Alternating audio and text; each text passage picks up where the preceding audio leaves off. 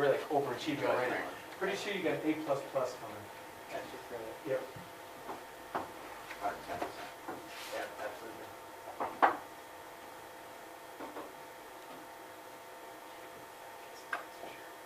Do you remember baking chocolate chip cookies in the oven when you were younger?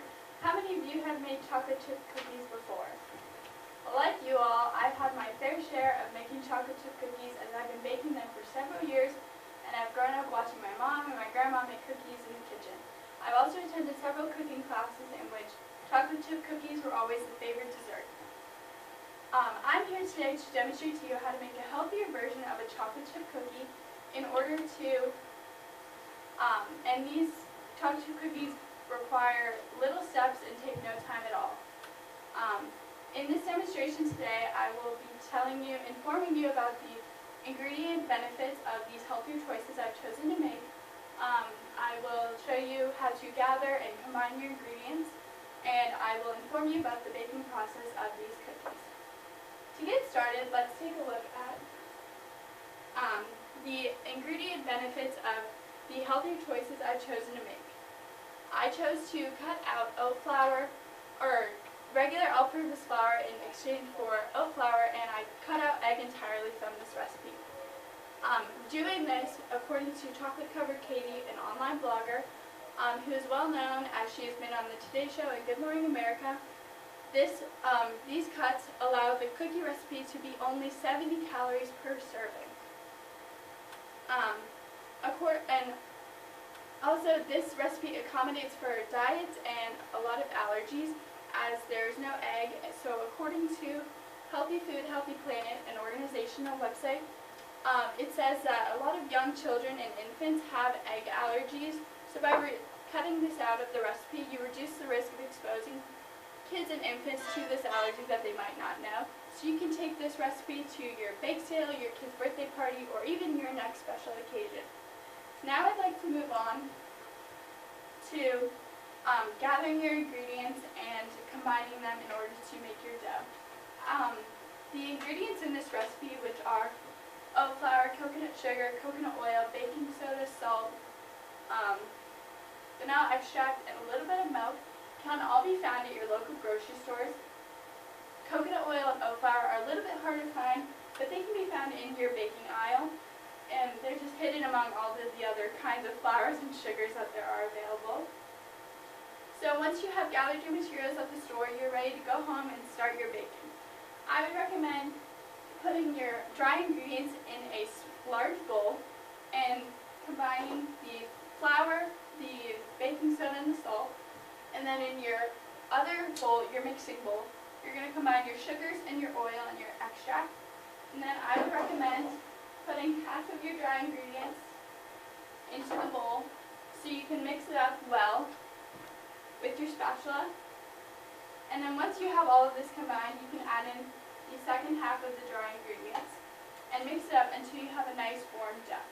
Once you have your dough combined, you can add in your chocolate chips, which I would recommend folding in instead of mixing with the mixer, because you don't want the chocolate chips to break apart when you add them into the dough.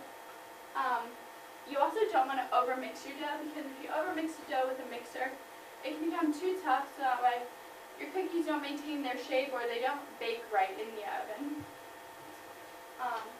Now let's consider baking. The baking process is a crucial part in baking chocolate chip cookies. I would recommend, and also I was inspired by Chocolate Covered Katie, the online blogger, as she recommends to chill your dough.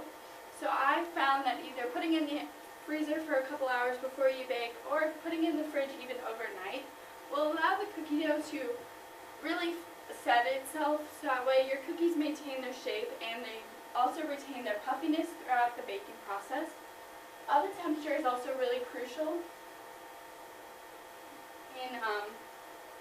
in the baking process, and this is a trial and error process I found.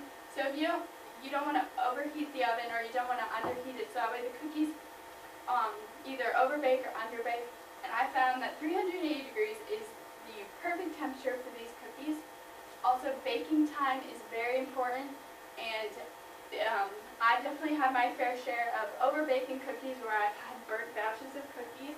So only 7 minutes in this oven, temperature of 380 degrees, and you will get the perfect cookie with a crispy golden outside and a warm, soft inside. Now let's look back on what we talked about today. If you were to look at the website Business Insider and look at an article from 2013, you would see that over 7 billion of chocolate chip cookies are consumed each year in the United States, which is a lot of cookies. In summary, we've talked about ingredient benefits of a healthier chocolate chip cookie, how to gather and combine your ingredients into the best chocolate chip cookie dough, and how to bake the cookies so you get a perfect round golden chocolate chip cookie. Now if you look back on your grandma's baking cookies in the kitchen and just remember the smell of chocolate chip cookies in the air, then now it's your turn to get into the kitchen and start baking these wonderful chocolate chip cookies.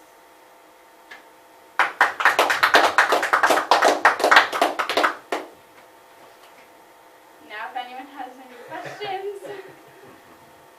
Okay, yeah. What's the health benefits besides low calories?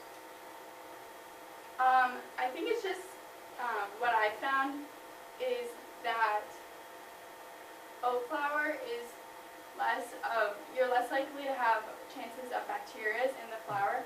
Like, I was going to put this in, according to FDA, in 2016 there was millions of breakouts of disease or bacteria found in raw doughs, and most of that was consumed in chocolate chip cookie dough.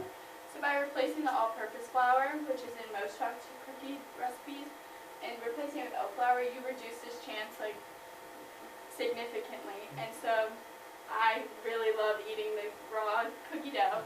So by cutting out the all-purpose flour, it really reduces that risk.